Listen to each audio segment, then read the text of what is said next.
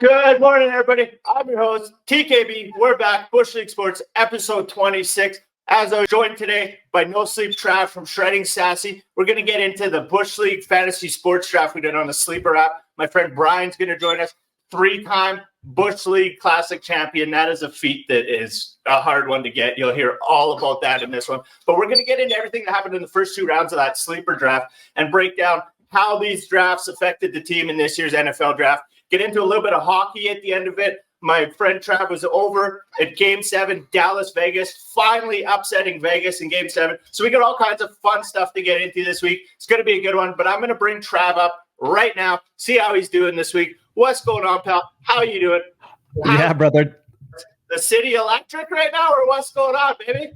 Yeah, it was pretty wild, man. I'll tell you what, a lot of hate for the Dallas Ball. We oh yeah that it's not loud enough, that there's nothing going on there. I was the sign. Oh yeah, the bang guy was there. His feud with Biz was pretty wild over that whole series. It was good for me being as a Dallas fan to see him pull it off, but it was electric there. It was absolutely wild. You know, you got the Mavs in the playoffs right now too. You got the Stars in the playoffs, so Dallas is flying high. Now they just need to get the Cowboys past the first round. That's all they need to do here. Yeah, I know. Get Dak and the boys moving. And obviously, we got a couple teams up in Canada moving along. Toronto couldn't get it done. Game 7, another loss, like the 6th or 7th time in a row.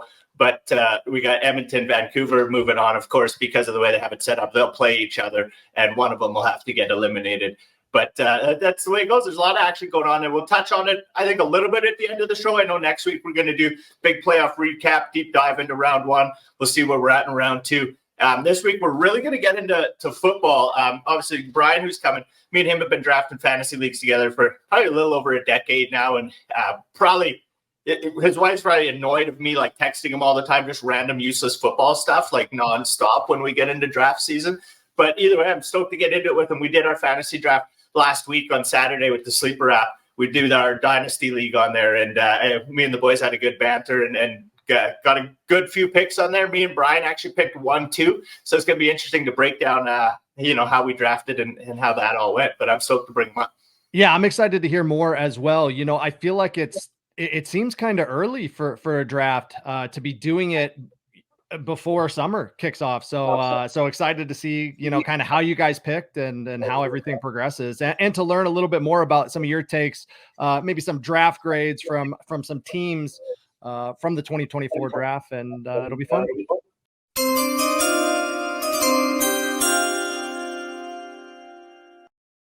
Say, man, you're in a privileged position right now. You're in a place to be. Matter of fact, a place to G. With the one and only S&OOP. So what you gonna do now? Turn that shit up and let it bang.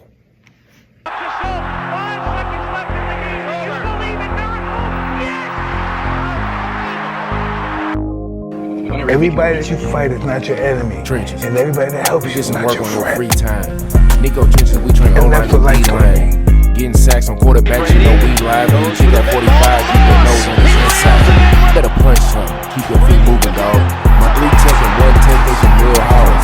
My DN 6'5", he ain't got no flaws. Good grades, good feet, man, he got it all. I said it crazy, he'll snatch something. Real aggressive jump, said he tryna grab something. If the old don't shoot their hands, you better jab some. You better stab some. More than snatch some. From the youth to the pros, we get it in. If you ain't watching film, you ain't trying to win. If he close the beat gap, then you gotta spin. If you get around the edge, then you gotta bend. I'm in the trenches where the lineman at. I'm in the trenches where the lineman at. I'm in the trenches where the lineman at. Where the lineman at? Where the lineman at? D tackle, do your dance. D ends, do your dance. Center, do your dance. Guard, do your dance. Tackle, do your dance. I'm in the trenches where the lineman at. I'm in the trenches where the lineman at.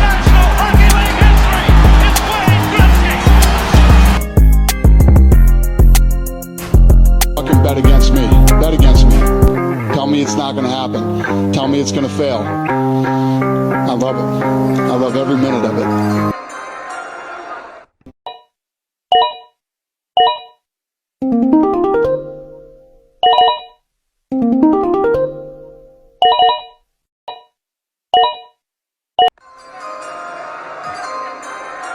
Brian, how you doing today? Stoked to have you here. Stoked to have you join us. Thanks for being here, buddy. Thanks for having me, buddy. It's super pumped to go through this stuff with you guys. I think we got there's a lot to unpack there, and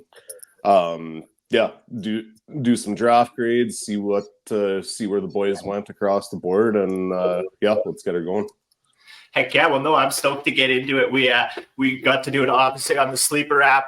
We've been using that app for quite a few years. I think we transitioned over to that probably 5-6 years ago. We started using that almost. I want to say it's been that long, and I wish I would get some other sports going because the platform and interface they have rolling for football is really, really good. But no, it's been awesome. Obviously, you two guys will be like best friends right away. You're both Steelers guys, so that'll perfect. Tug at each other under the video waves over there, you boys. But no, it was a good one. We had our draft there. So the draft we do sleep. You're saying that it's pretty early to do a draft. You're not wrong. We're absolutely, like I said, like just pure degenerates. But this one's our dynasty league, so we like keep our entire team almost. I could actually bring it up here. Give me a second. I'll pop up our draft here and should be able to show you it. But if you look at our draft here, you can see we just had a 4-round draft on the Sleeper app there. So that draft, we basically keep our entire roster, and all we're drafting is rookies each year when we go into it. So we keep like I have Lamar and a bunch of guys like that. I'm pretty sure if I wheel into it, I might even actually be able to show you my lineup. Yeah, so you can see our lineup and league chat and all that. But we keep our whole team year to year, and then just end up doing a 4-round rookie draft where we draft all the incoming players of that, that class and everything, and restock up the team, bring in some rookies, some fresh young blood, and kind of fun, just take some risks. So we usually do it as soon as the draft ends, like a week after the NFL draft, as soon as we know where all the players have at least landed. So we have a half a clue who we're drafting and why. But that's why we kind of do it so early. We like putting the pressure on the boys, because some guys are like, oh, people will be like, they'll have injuries, things will happen between now and then. But I think that's kind of half the fun of Dynasty is like almost pretending like you're managing your own team in a sense and getting those guys and just riding the waves, right? Yeah, yeah, no, 100%. It's definitely a different format, but there's lots of moving parts, but that's what makes it interesting, right? For sure. And obviously, for me and you, we did our draft on the Sleeper draft. It was a 12 team. We keep, I think, around 24 guys or something now we have in our rosters that we keep, and then we draft the 4 rounds. And so depending on trades and that, some guys might have 3 picks, some guys might have a whole bunch. I had a ton going into it and then ended up moving a bunch around and giving Brian probably the best player in the whole league. We'll break that down and see what you guys think about those picks. But no, it was really, really good. And as always, the Sleeper platform just so easy to utilize, right? Yeah. That platform is second to none, in my opinion. So I'm getting a lot of hate in my area right now. So I'm in a couple leagues, and in one of the leagues, they're all pushing away from Sleeper. And the Sleeper is the greatest app I've ever used for fantasy sports. NFL's trash. Yahoo used to be good. I don't know. I haven't played Yahoo in a while. Now it's iffy. Okay. But moving away from Sleeper, I don't get it. I'm going to leave the league if they move away from Sleeper. I'm telling you right now. I would say that like ESPN is honestly pretty good. Like I have nothing against the user interface for ESPN.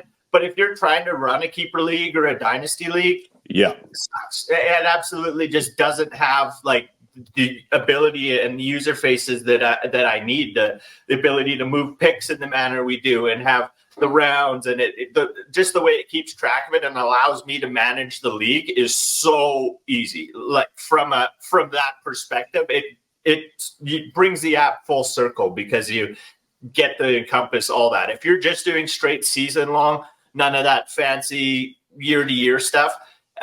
I would argue that they're all Yahoo, ESPN, Sleeper, all probably fairly decent. I don't know what your boys' opinion would be on that, but either way, I've just grown to prefer Sleeper all around.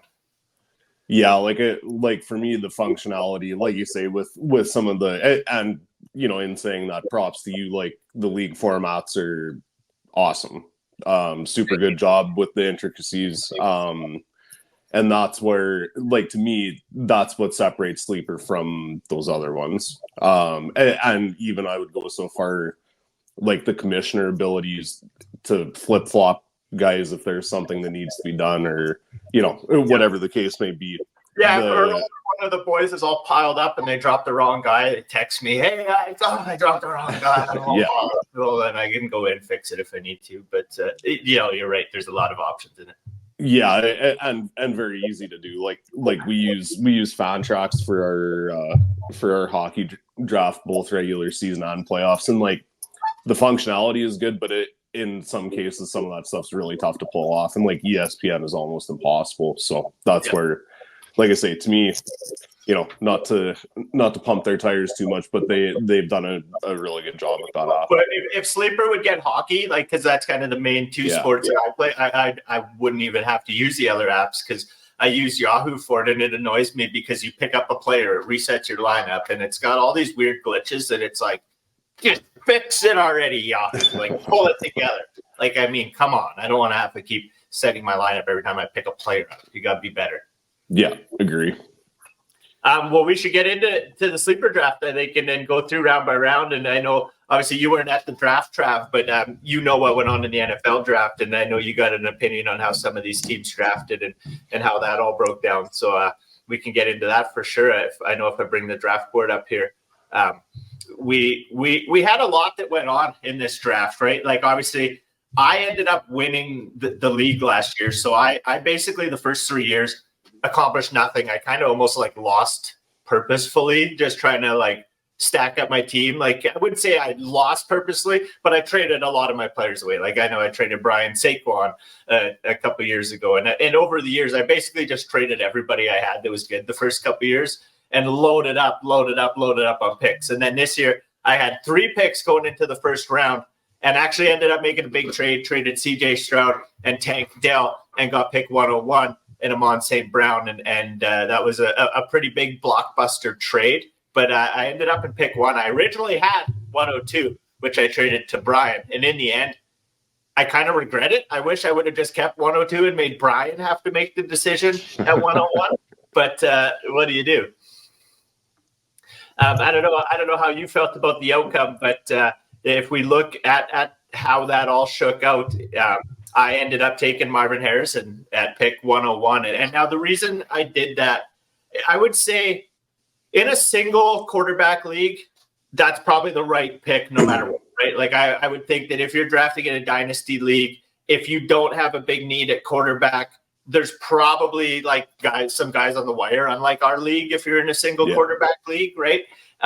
Where I think Marvin Harrison is probably the pick. I think in a 2 quarterback league, he's probably not. Caleb Williams probably might be the pick, but I think it again just depends on your roster breakdown. But I want to know what you guys think about Caleb Williams and Marvin Harrison. Those are the big 2, but Marvin Harrison went first overall. So I want to know you guys' thoughts on Arizona and how they drafted and how he's going to play out over the next few years in Dynasty and with the Arizona team.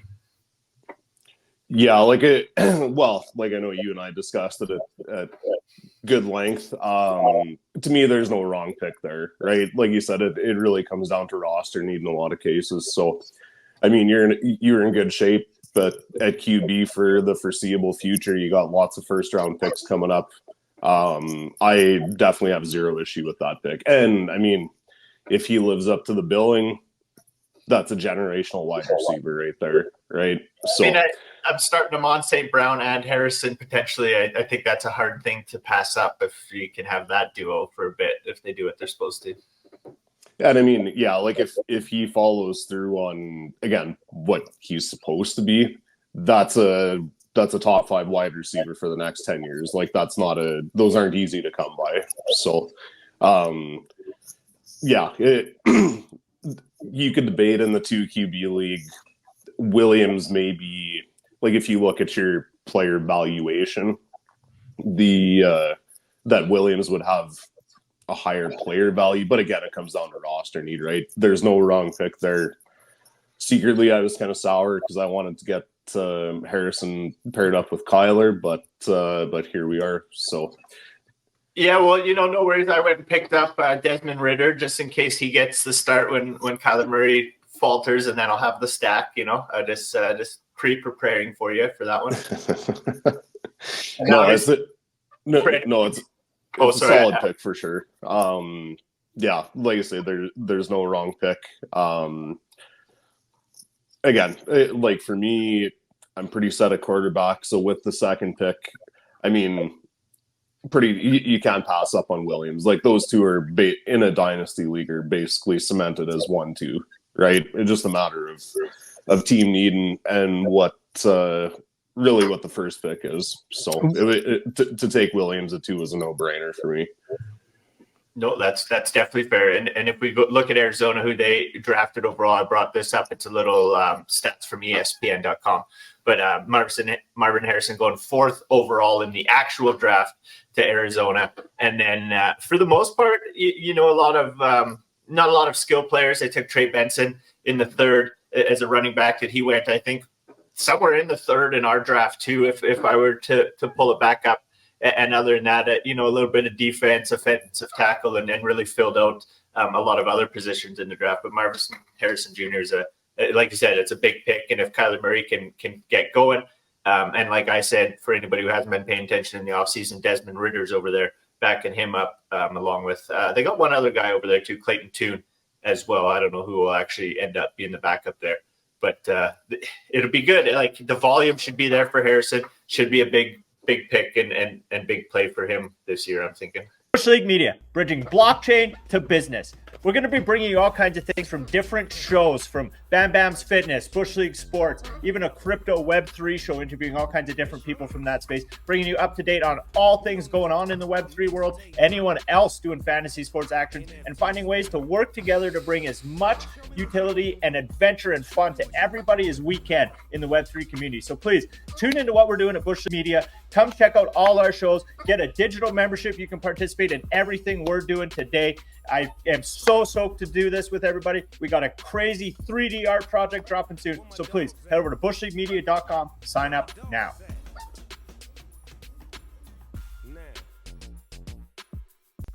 Yeah, agree 100%. Actually, overall, I like the Cardinals draft. Like Benson was a good pick. Connor's 29 last year of his contract, so he'll take that over. And they're kind of two different players, right? Connor's pretty north-south, where Benson's a little more explosive. I did really like the pick of Max Melton out of Rutgers at cornerback. That filled a big need for them, and he's a legit corner. Like that'll be a good corner or a good shutdown corner for a long time. So isn't it wild that Connor's still going? I feel like he's the oldest guy in the NFL. Just for him to still be doing it and doing it at a high level is pretty impressive. He was in Pittsburgh for all those. I guess it wasn't all those years, but it seems like yeah. I want to say if I pull it up, what is he? 28? 29. Yeah. 29. Okay. Yeah. So I mean, for the running back world, that's like on the tail end of it. Somehow Cordarrelle Patterson is 33, and he's just the greatest thing, but everybody else is not. It seems to be once they get to that age, it kind of seems to be a decline. It's like in our league, Old Master's just trying to sell me on Austin Eckler, and I don't know. I think he's on the tail end of where he's at. He's 28, 29. Well, to me, those two are two very different players, right? Eckler's pretty small, more in the passing game. Yeah, it's just where Connor, like you said, the longevity honestly is super surprising. Just given, and I mean, it's not like he's played in front of stellar O-lines his entire career either, right? Taking a few bumps and bruises throughout the way. So, but yeah, Eckler in a dynasty, I would be leery of. No, for sure. So then before we deep dive right into Williams there, obviously, I'm going to take a look at my roster. I got Lamar Jackson. I got Deshaun Watson, so I'm really banking on Watson to carry the squad, being that I passed on Williams. And then I got Stafford back in that deal. So really what I'm banking on is those guys carrying the squad for me this year. And then in the future, like you said, I got a lot of firsts. Hopefully I can dust up some quarterbacks in the future. I feel like there's always one or two quarterbacks every year that are come out and start and play. So if I can get my hands on one of them in future years, I should be okay.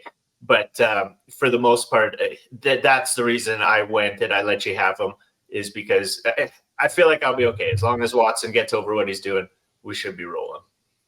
Yeah, agree. I mean, the tools are in place in Cleveland, right? Strong running game, good O-line. They really what that comes down to. They just need better play from Watson. They got a couple good receivers there now.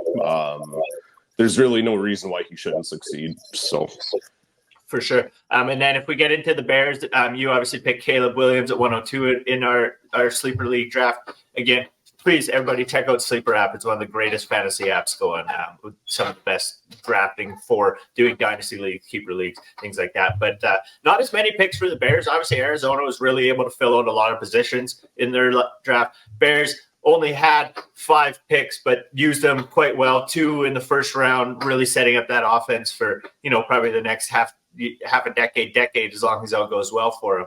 But, just a quick little 1, 2, 3, 4, 5 for the Bears, but they hopefully button up some franchise players as well as picking up a few other guys in the offseason, like Daryl Mooney and a few other players for him to throw to as well. Keenan Allen, obviously a big one, and see how that all shapes out. I know if I'm Justin Fields, I'm rolling in my grave being like, you guys literally never gave me a receiver to throw to the entire time I'm there, and then you just punt me and load the offense for the next guy. Because I always go back to saying, like, I think the Broncos should have drafted Fields, never blown up the team like they did. And I think they would have, I think they'd be a good team right now, personally. Like, all the plays that ended all of our drives were plays that if we had a quarterback that knew how to run 5-10 yards, we would get first downs. And Russ just stood there and get sacked, fumbled all year. Oh, man, I'll get into the Broncos here in a bit. The Broncos are going to get it when I get over to the Broncos. You just wait. But, it's I think Fields, he's got to be rolling in his grave watching the Bears load that offense for the new incoming Caleb Williams. I've been asking Brian, like, how many weeks into the season before he's on the Williams fan train painting his nails. He said it's going to be because of his daughters, but I don't believe him. He's going to go full Caleb Williams. Yeah, I don't think you're going to be going to see that, well, super early in the season anyways. But yeah, I honestly, I was super pumped to see the board play out the way it did. I'm going to skip ahead a little bit to, I actually ended up getting Dunze at 5 as well. Yeah. So I got that stock for the foreseeable future, which I'm pretty happy about. Now, to your point, they've loaded up this roster.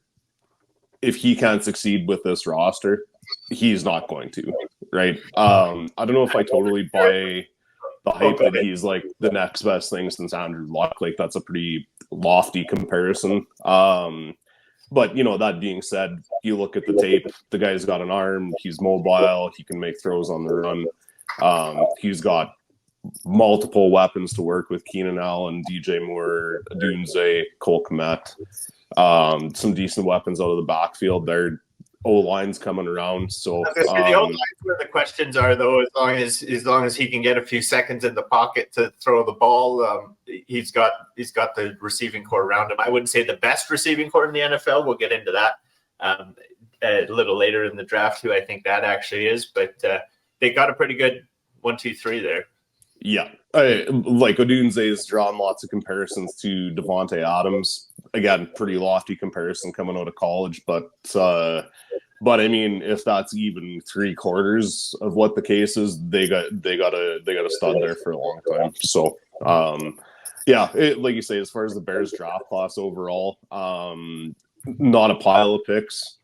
Couple later round ones, didn't really. The one that kind of interested me was the punter in the 4th round, which kind of made me scratch my head a little bit. But in saying that, I mean, if you get a guy that's accurate and you can flip field position, there's definitely some value there, right?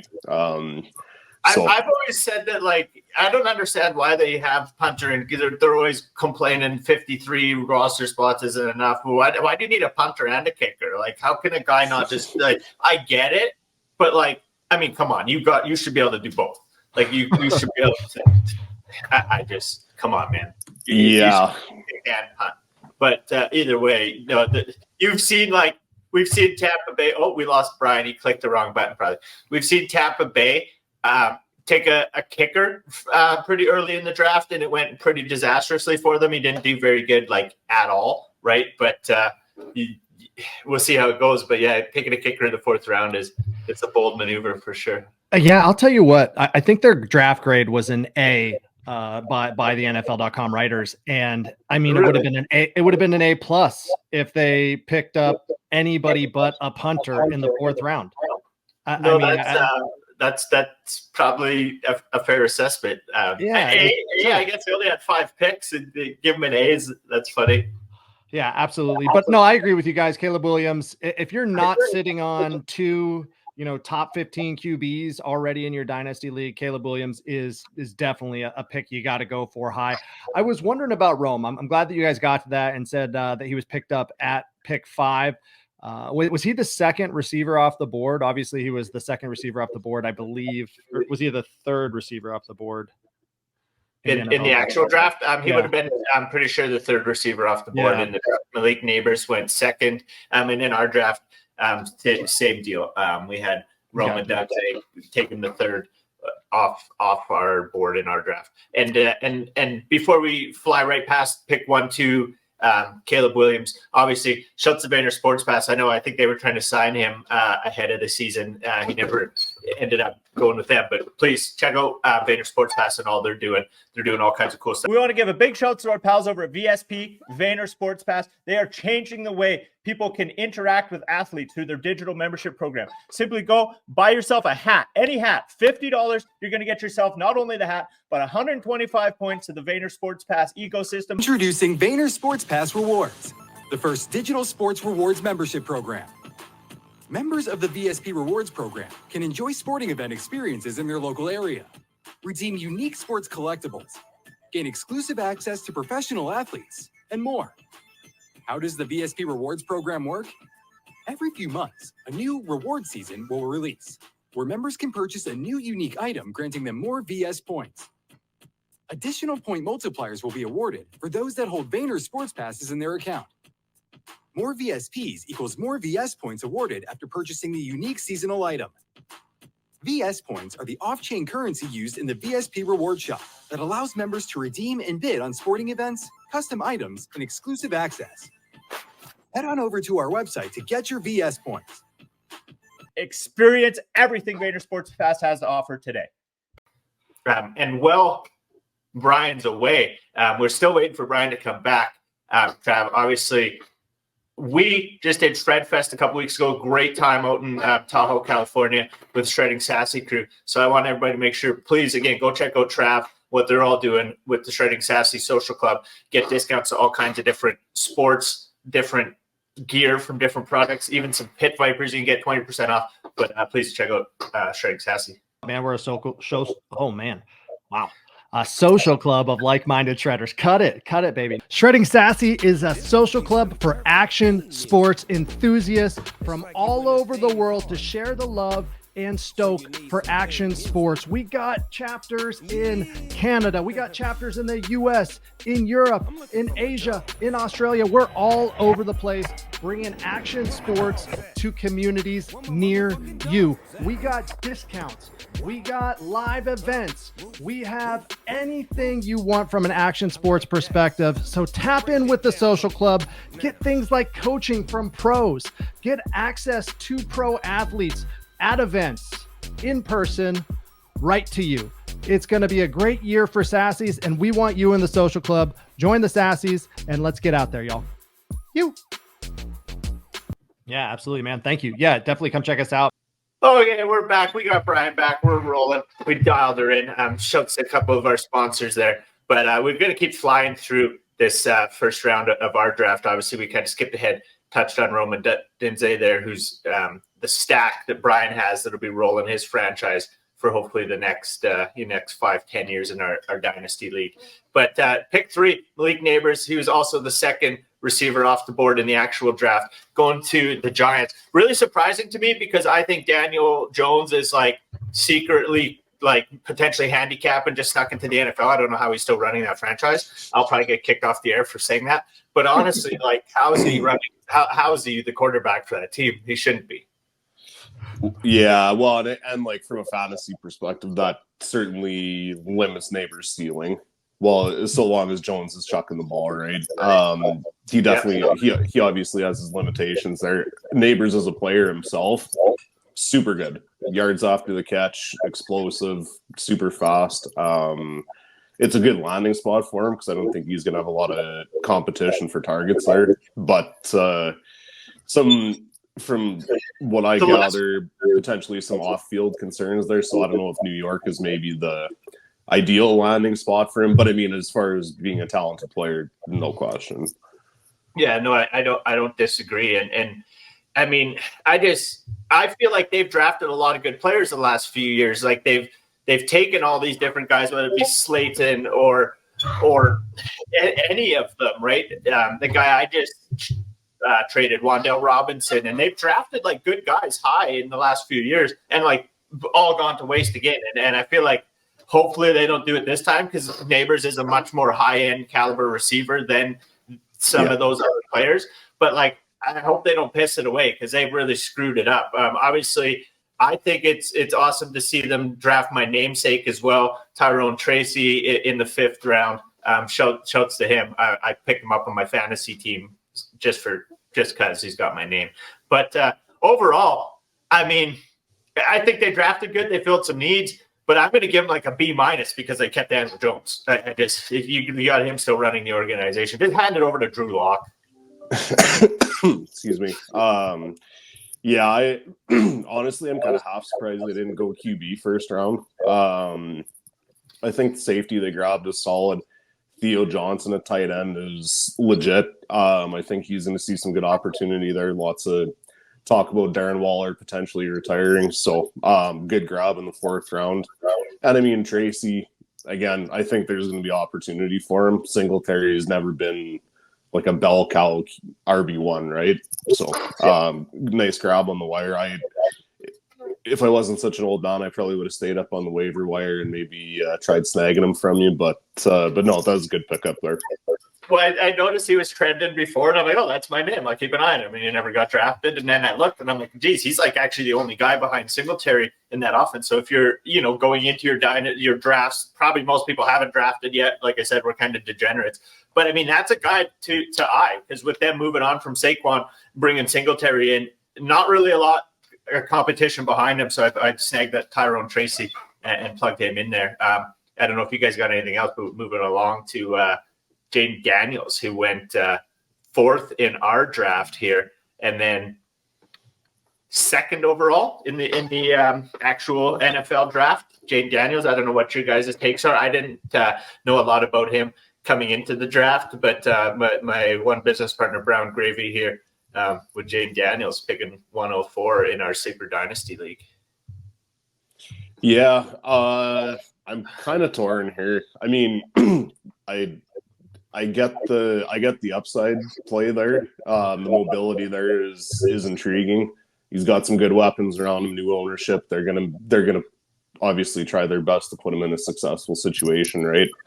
The part that makes me nervous is the frame. 180 pounds, that especially playing that style, he potentially is going to open up himself for some injuries there. So personally, I probably would have went May here just because I think he's gonna stand up better. Yeah. But again, hard to disagree with the pick, right? I definitely get the upside. So I think Washington as a franchise, grade wise, had an excellent draft. They filled a lot of needs. They got a lot of good value kind of across the board. Would have liked to see him maybe go a little heavier into the O-line just to give Daniels some protection. But I mean, you look at getting Newton in the 2nd round and the cornerback out of Michigan, Sinnott as a tight end. I like, there's a lot to like about their draft. For sure. And again, thank you to ESPN for this draft recap, making it easy for me to pull this up in the background and scroll through it. But no, they like I said, filled a lot of needs. Luke McCaffrey, he goes as a wide right. If he's anything like his brother, could be a stud. Obviously, not as highly touted, but he got a great bloodline going there. But they had a lot of, like I said, early picks. I mean, 3 seconds, 2/3, They really were, like you said, able to fill a lot of spots. And that's a team where I look at their squad, and if Jaden Daniels can play like we hope he can, I mean, that might be an A grade in the draft. Personally, it's a really well-rounded out team. And you got 6 picks in the top 3. Hopefully, you're filling some needs in your team. Yeah. That's where I was going to go with it as well. The number of picks they've had in the top 3. I mean, I don't know if another team had that many picks in those rounds overall. So they may have had the most top 3 picks out of any team in the league this year. Yeah, I like Luke McCaffrey, man. He'll likely, be a top 3 guy on that team this year. Top 3 receiver. So it'll be interesting. We'll see if McLaurin can kind of connect with Daniels at all, and it'll be cool to see McLaurin, kind of come back and have a big season. It'd be great. I like the thought. Yeah, no, Terry hasn't done anything for the last year or so, so it'll be good. Hopefully, see him get buzzing and you get a good quarterback, toss him the ball. So then, 5th pick in our draft, Beaner Pats had traded that pick over to Brian. Like we said, he grabbed Roma Dunze there, and they filled out one of the 5 picks the Bears took. Then in our draft, JJ McCarthy from Minnesota.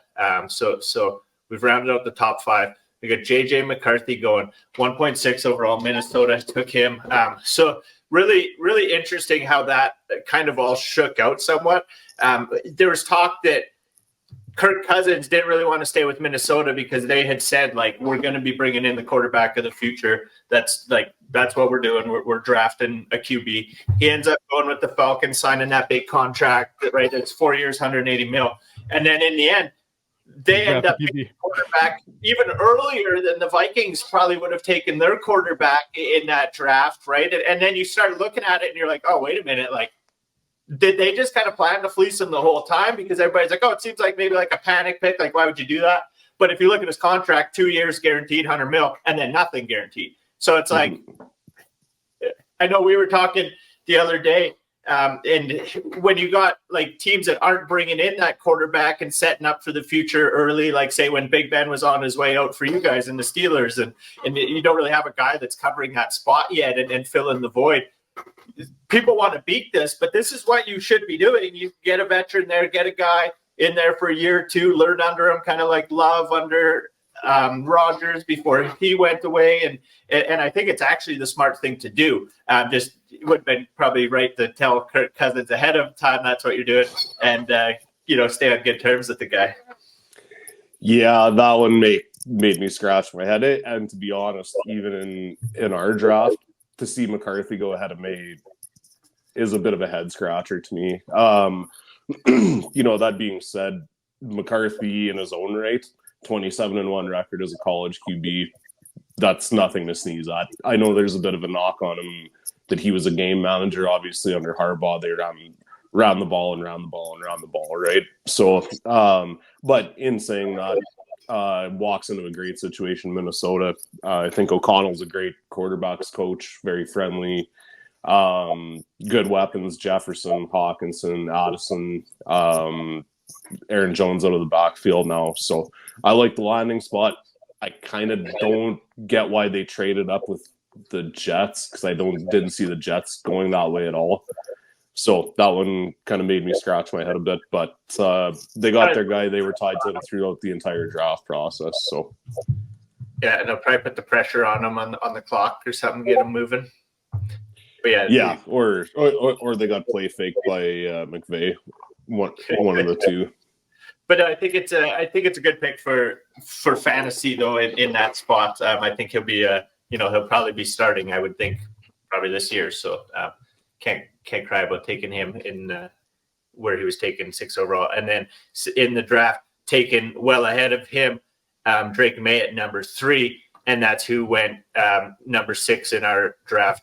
To Beaner Pats. He's a New England fan, so he was probably tugging it, excited about that one, and just see what they can do. Obviously, Mac Jones wasn't the guy there, so hopefully they can pull something off and get something out of him. They still don't have a big receiving core. They did pick up Polk in the draft, but I don't know. What do you guys think about New England and what they did this year?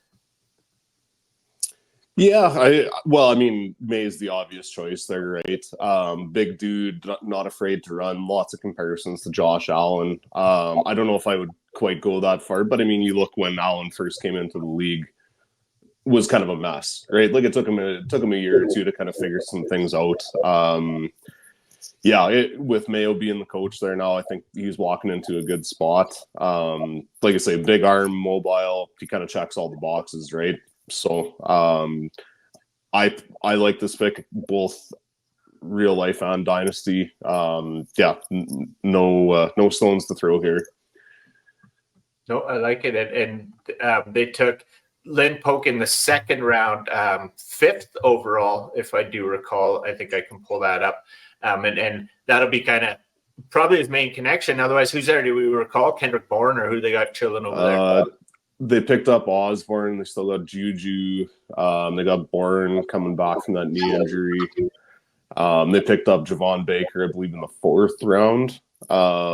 So no like big guns per se. Hunter Henry still is the tight end there. No big guns, but yeah, it's he's going to have options. Are they all great? Not particularly, but it's not one star receiver and then a bunch of no ones. So, and when I see a team that drafts, 7-8 players like this, it almost reminds me of like I've seen the Broncos do some silly stuff like draft like 4 of the same position in a draft, and you're like, what are you doing? But they grab 2 quarterbacks, 2 wide rights, and then fill a couple other spots. I don't know. I think even with 8 picks, we're going with about a B grade for the New England Patriots, and maybe a B- on this bad boy here. I don't know if I like it. Yeah,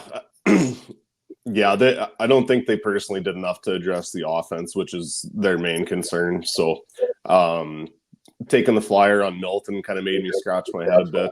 I would agree. B- ish. And then the next pick that happened to go in our draft, we get to cover my boys. There is I almost said Detroit. I'm thinking about the Red Wings here, but the Denver Broncos. Bo Nix going 7th or 8th in our draft after May. Didn't expect it, honestly. I was expecting more someone like Castor Raiders or you or someone to try and snipe Bo Nix on me. I didn't expect him to go to the PA Hawks there, but a big pick. And I guess for me, as a Broncos fan, I look at that and I said it earlier in the show, I wish they would have taken Fields years ago. And I feel like they're just like, now they reached for a guy who in the exact same spot they could have taken an absolute stud before they dismantled the team. They now, I feel like, reached a little bit to have him. When I had my draft ranking board of like picks, I had like the top 50. I think I had Bo Nix ranked at like 37. And by the time the first round ended, 32 picks, nobody had picked someone below Bo Nix, like according to my draft ranking. So like even team 32 picked like guy 35 on my list. And so to me, I'm not the expert. I'm not in the head office of any of these franchises, but that was the biggest reach of the draft to me was Bo Nix. I feel like they could have taken him at least later in that round or something, but I think, I don't know if they got scared seeing 3-4 guys go that quickly ahead of them in the first round, where they then, felt like, let's make this one of the years that the most quarterbacks ever go in the first round. Not what I expected, but we'll see. Bo Nix is good. So like, as long as he can pull it together, and I just don't like Sean Payton. I think he should have went, not Russ Wilson. As much as I didn't like Russ Wilson, I like the coach less. Don't ever pay a pick for a coach. I want to give a shout to SBS Fantasy, Spoiled Banana Society, a Bored Ape Yacht Club project. They are bringing you fantasy right on the blockchain. You get to draft your team in best ball style at the start of the year. Draft as many teams as you like. Set it, forget it, let it ride, and have some fun while using the blockchain to bring the space forward and have all kinds of fun with fantasy sports. So please, go check out today what our friends at SBS Fantasy are doing with their best ball fantasy league. Go get it. What the fuck you waiting on, man? Let's go. Yes, sir. Death row. Yeah, that whole there's a lot to unpack there. Honestly, I agree. Nix is a reach for sure. Like, to me, I would have maybe tried to address some other needs and trade back in late first round if you're really that high on him. But, you look at his college career, you get the Oregon boost to a certain degree. Extremely accurate. I don't think he's a deep ball threat in a lot of cases, but I don't mind it. I mean, you look at their other options, they're not ideal, right? So I think it'll take him a couple of years, but other than it being a reach, I don't mind him as quarterback. I thought it was a reach in our draft as well. There's no way I would have taken him there. But, again, depending on needs and the like, getting Franklin in the fourth was honestly a steal for Denver, I feel. Pair him up with his wide receiver one. Too. Like, it was interesting to see because the night before the whole fan base was like, okay, well, now do something right. Pick Franklin. And like, they probably had more tweets about that than almost anything, and they did. So that's like me as a fan feeling like my tweets do matter, MFers. They listened to us on that one. Yeah, no, for sure. I think it's a good move. There's some familiarity there between Nix and Franklin, and I really like that pick. Establishes him with Jerry Jeudy moving on, going out to Cleveland. He'll be catching passes from Deshaun Watson now. Cortland Sutton showed he was pretty good last year, but you're gonna have, like, these guys are already BFFs, right? They probably had a couple campus gangbangs down in the days. So they probably got all kinds of camaraderie going on. They'll be connecting guaranteed out there for sure. So it'll be interesting to see if that like comes to fruition right away early in their career. But hopefully it's a good injection of youth into the Broncos organization. Maybe they'll get me back down there for a game this year because I couldn't. There was no way I was going back after I watched Russ. Like, that was bad. It was hard to watch. But they also picked up Audrey Castille in the 5th round. He'll be kind of backing up to Javonte Williams. Javonte Williams came into the NFL as one of the most like highly touted running backs to ever come into the league. I think the 3rd highest ranked running back, something I tell boys all the time in the Dynasty League. The highest rated ever being Adrian Peterson and then Saquon Barkley, followed by Javonte Williams, the top 3 like prospect rankings to ever come into the draft. I don't know if like Javonte's had some injuries, but the Broncos, like the first year, really leaned heavily on Melvin Gordon. And so I wish they would have just ran the rock with Javonte. You've seen flashes of him being a stud that first year. It's kind of been diminishing now. So I think this is his last year to like give him the ball. Let's see what he can do. Like, Peyton didn't really give it to him last year. So that's why I wished he was kind of gone, because I feel like just give this kid the rock and let him go. Let's see what happens. And then, build off of that. But they brought in someone to back him up, and Williams will be entering close to that 5-year option, and it'll be interesting to see if he sticks around or if they move on to some of these young new names they got in the squad.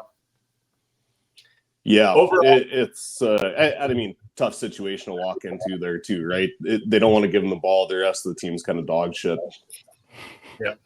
Tough. And so, I mean, I wish they wouldn't have, I think they drafted good other than that big reach in the first round, but I'm going to have to give my own boys they're going to have to get a B, I think, maybe a B-, that I can't give them too high of a grade. Yeah, that reach in the first would be the ceiling. B-, C+, somewhere in there. Yep. And then we got 4 players to close out the first round. One of them replacing someone we talked about probably on the last episode, Trav, talking about Rashee Rice and his little car accident incident on the highway. Now there's talk of, is he going to be sticking around, or is he, it sounds like potentially at least a half a season suspension. We'll see if that suspension grows or not for him with the car accident he got himself into, maybe a little drinking and driving incident. At least as a young man, he fessed up and owned it and took responsibility. So I have respect for that. I did a lot of stupid stuff when I was 21, 22. So at times I get it. I had a fast car. I crashed that thing. I get it. So as long as there isn't guns and some of the other stuff that might have been involved with it, things happen. But he's going to get a PP slap for sure. And so that's what brings me into the pick that went in our draft, 9th overall, Xavier Worthy. He would have went late in the first round of the actual NFL draft. to KC, a round pick, I guess 30. They traded up with Buffalo, which was interesting to see. Obviously, Buffalo and KC had a trade once upon a time that led to KC drafting Patrick Mahomes, and they probably kicked themselves in the arse for that one. So hopefully this doesn't end up being the same situation. But it was interesting to see the Bills trade out of that spot, take Worthy, and then in our draft see him go nice and early in the first round. I think everybody just really believes in the KC Chiefs and thinking he might be the guy that's going to be the biggest recipient of what Mahomes is doing. I don't know what your thoughts are on that, Brian, but Worthy going 109 in Sleeper Draft Dynasty League.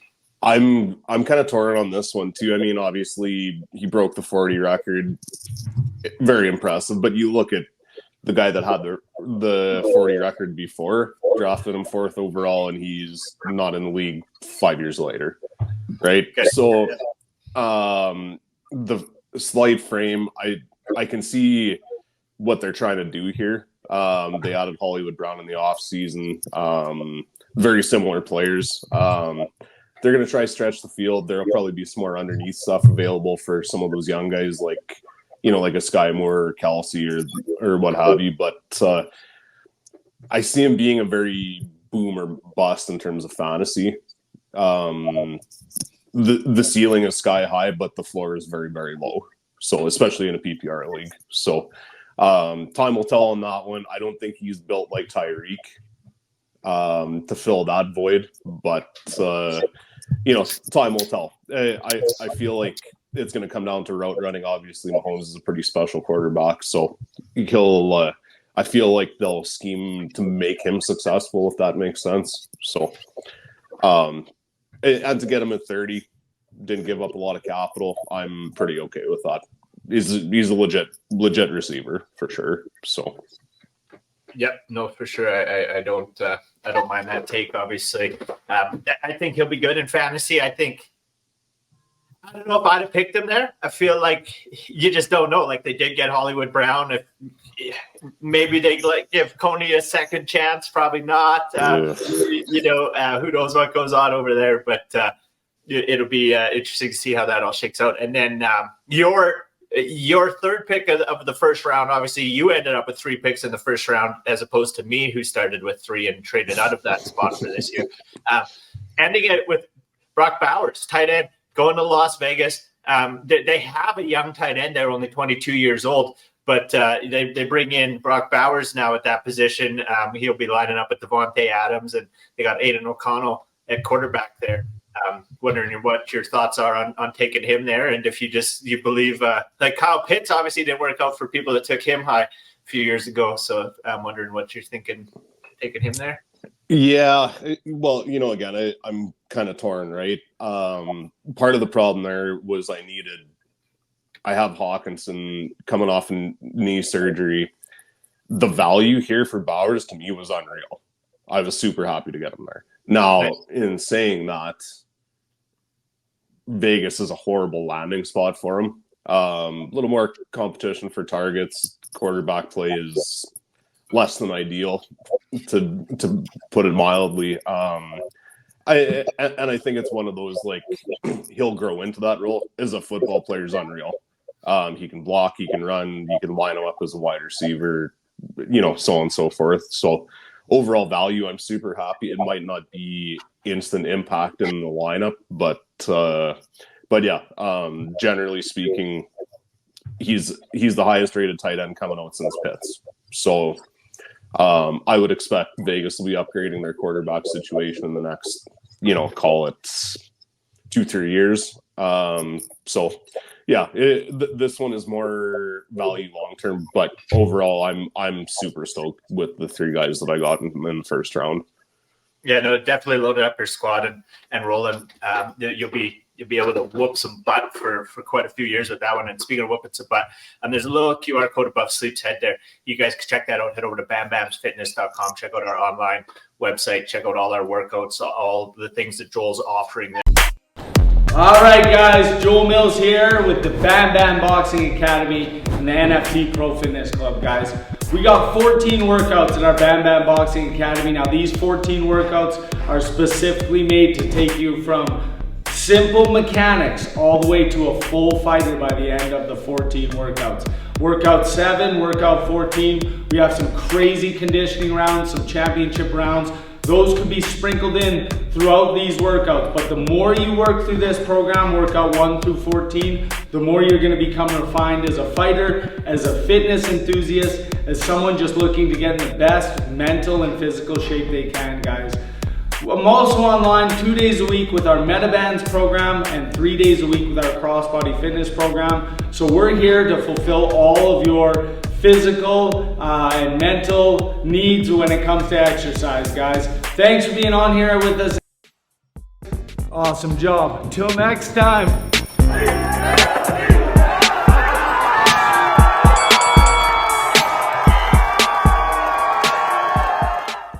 Cool. No, obviously, shouts to Joel Mills at Bam Bam Boxing, but we got 2 more picks here to roll out. I'm going to close them out. I know the guys got to roll out here. They got some stuff to do today. So I want to give a shouts to the boys, Trav, Brian. Thank you guys for joining today. Brian, obviously, you'll be dealing with me beaking your team here for the next little while. I'm going to close out the show, give everybody our breakdown on what we think for where you should be drafting these guys in your dynasty leagues and all that good stuff. And just want to thank you boys for joining me for the last hour. And, Trav, we'll get a deep dive next week into hockey. Obviously, your Stars moving on to round 2. Got a couple Canadian teams moving on. We'll get deep into that. But thank you guys for joining us today. I really appreciate it. And I know you guys got to go. Busy dads, busy life. So thanks for joining me this morning on the Bushleague Sports Show as always. Okay. Thanks for having me, boys. Yeah, no, thank you, Brian. Take care. You have a great day, man. Thanks for all your hot takes. Your fantasy team is okay. I don't know if it's got what it takes to beat mine, but we'll see. And good job winning the other league 3 times. Appreciate you. Time will tell. Okay, have a good day, boys. Take care. Thanks, Aaron. Later, brother. Yeah, take care, brother. Have a good one. Awesome. Well, I'm going to wrap it up here. I'm going to show you guys what I think we got going on with the last few picks of this draft here.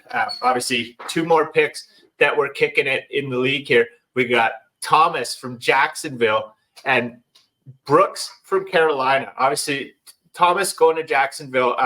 That's a big one. That they, been looking for someone to connect with Trevor Lawrence for a while now. Obviously, they got Christian Kirk. They got Calvin Ridley that's going in there and then hopefully can level it the hell up.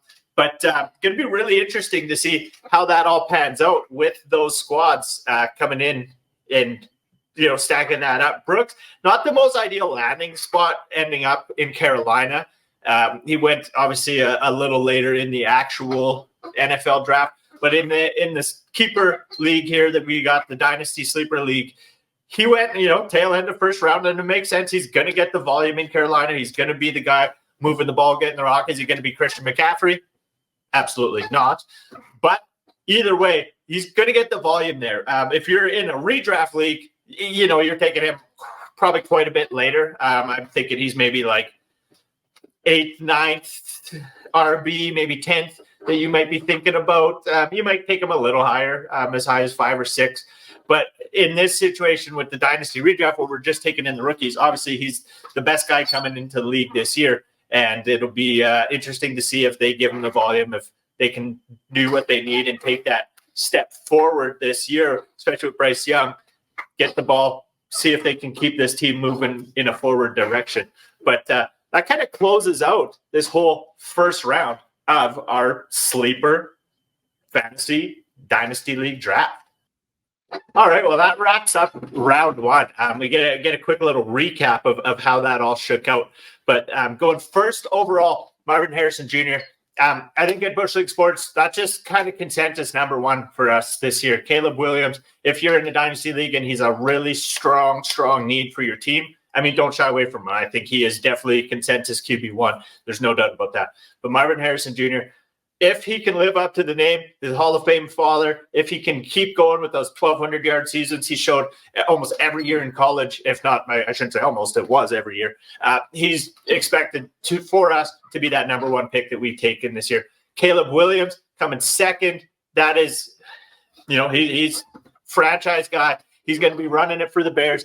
They stacked that wide receiver group. He is consensus 1-2. If you take him 101, nobody's going to beat you. I think those 2 guys, it's just a matter of preference, what your team needs, and how it goes. Malik Neighbors going 3rd overall in our league.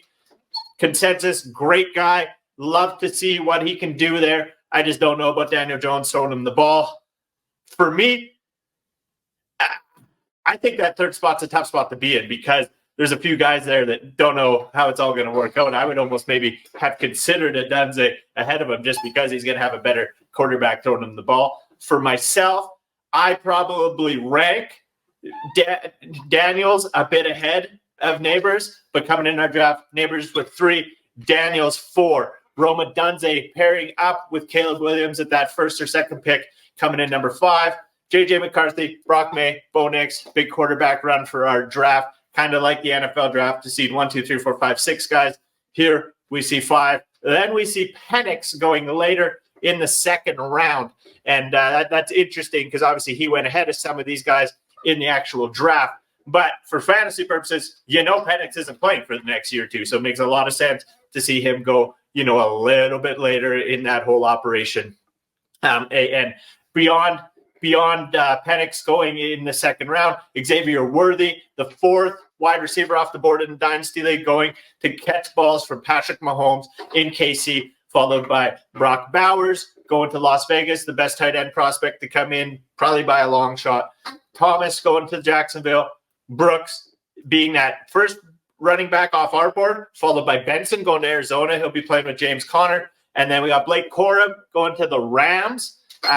For anybody who had Kyrie Williams and thought they were going to get a workhorse, he's got someone kind of interrupting his fun there. And then Lloyd going to Green Bay to join Josh Jacobs after they make a big shuffle and Aaron Jones moves out of there. And then as well, Wright going to Miami.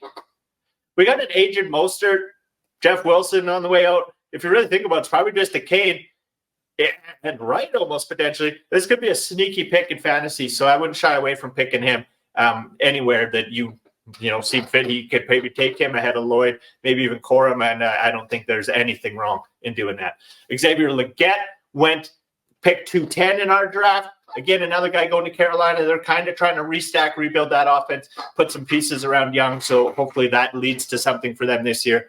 Kay Vidal going to the Chargers after they move on from Eckler, and then wrapping up our second round, Adonai Mitchell, the other receiver coming out of where I was going to say Indiana, but the other receiver coming out of Texas, the same as Worthy. They are going to be electric. I would have actually thought Adonai was going to go ahead of Mitchell, and that's actually who I thought the team Buffalo Bills were going to be taking. I thought that's why they passed Worthy, was to take Adonai Mitchell. Instead, they end up taking Keontae Coleman, who also went second pick in the second round of our draft there. So Keontae Coleman going to be a weapon over in Buffalo.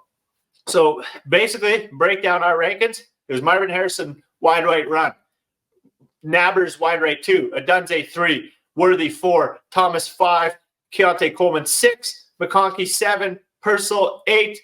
Polk going to New England at 9. And Xavier Legette, Carolina, wrapping around the top 10 wide receivers picked in our sleeper dynasty keeper league. And then top 6 quarterbacks, almost the same as the NFL order. A little bit different for fantasy perspectives. We're going to see Penix going a little later because we know Kirk Cousins is getting picked. But Caleb Williams, I think that's a guaranteed consensus number 1.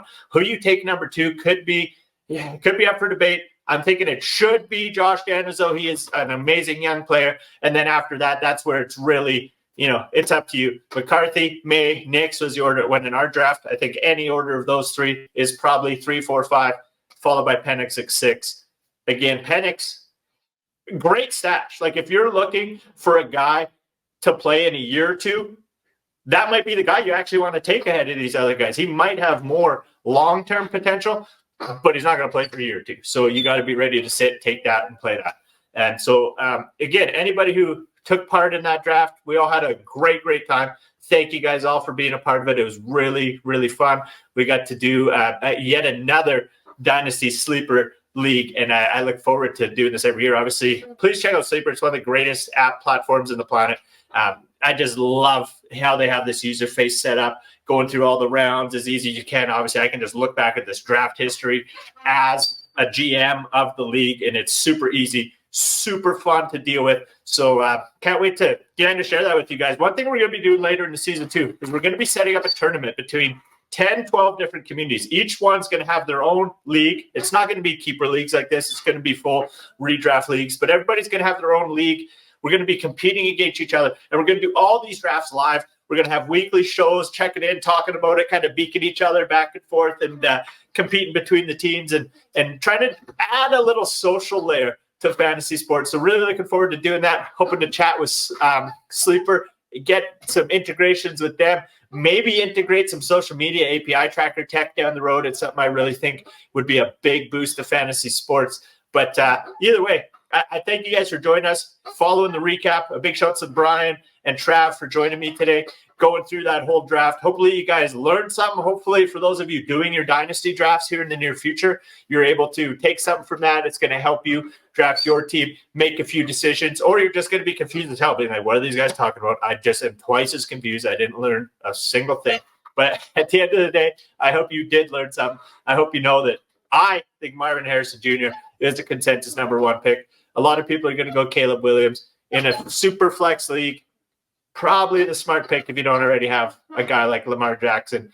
But if you do, well, good luck. Either way, we hope to see you in the draft. Please head over. Obviously, check out our fitness site, bambammedia.com, but also bushleaguemedia.com. Please head over there. Check out our fantasy leagues. We're going to be doing all kinds of different stuff. Some different pick-em leagues for snowboarding and skateboarding with the Shredding Sassy community. Hopefully setting up some hockey leagues with the Vayner Sports Pass community is something I'm hoping to do, as well as setting up some fantasy baseball leagues with some other communities like AccuTires and a few different projects. So really looking forward to bridging the gap between sports, Web3, and just having a good old time with all my friends, drafting. I love Sleeper League. I love fantasy sports. I get so excited when I talk about it, and I hope to be able to share that with all you guys every single week. So until next time, I hope you guys get some draft picks. I hope you win. I hope you whoop your friends' frickin' butts. And until next time, stay Bush League, you beauties.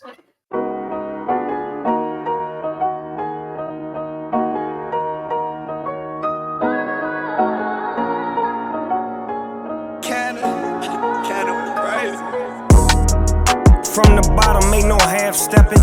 I'm the dog, I made it through so they don't ask questions. Long Beach, and it ain't no half-repping. Once a dog, always a dog, so they don't ask questions. From the bottom, ain't no half-stepping. I'm the dog, I made it through so they don't ask questions. Long Beach, and it ain't no half-repping. Once a dog, always a dog, so they don't ask questions. Tell them never question, dog, I'm sitting goat status. Eating chicken with my gin, smoking on some cabbage. Used to pedal on this moment where you skate down the street and some shit for brains yells out of the window, do a kickflip! Do a kickflip! Do a kickflip! And house shoes, they know how the dog do. Skinny, heavy pockets, the West OG. Came across the globe, say they don't know me. Been applying pressure from 8 to 24 like Kobe. Mr. Hall of Fame used to bend the corners with strollies. Had to lay the blueprint, they rolled out the carpet. Anything I wanna own, I got my own market. Blew this, blew that, everything beautiful. Still ain't sold my guns and I still ain't had to use them though. Was once a hard head, now I'm counting blessings. I made my own way, still they don't ask questions. From the bottom, ain't no half-stepping. I'm the dog, I made it through so they don't ask questions. Long Beach, and it ain't no half-repping. Once a dog, always a dog, so they don't ask questions. This is some straight, hey. This is, oh gosh. I got thin to smoke it. Once a dog, always a dog, so they don't ask questions. I can't name a thing that I didn't have step. From the streets to movie screens, been getting bags and checks. Kept it solid, you won't hear me with no bad rep. Legendary Crippin' made it happen, and that's on the set. Still rolling on gold things, I'm a boss.